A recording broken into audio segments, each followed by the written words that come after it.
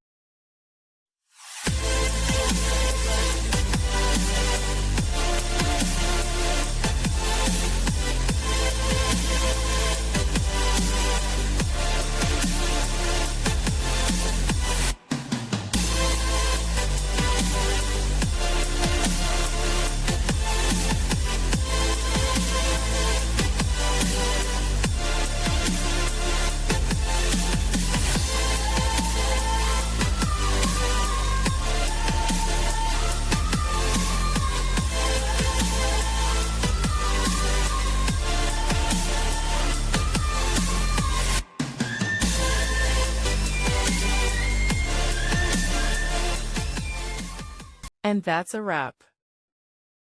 I hope you found the answer you were looking for. If you did, take a second to hit that subscribe button. It really helps out. And let me know in the comments which solution worked best for you. See you next time in the debug zone.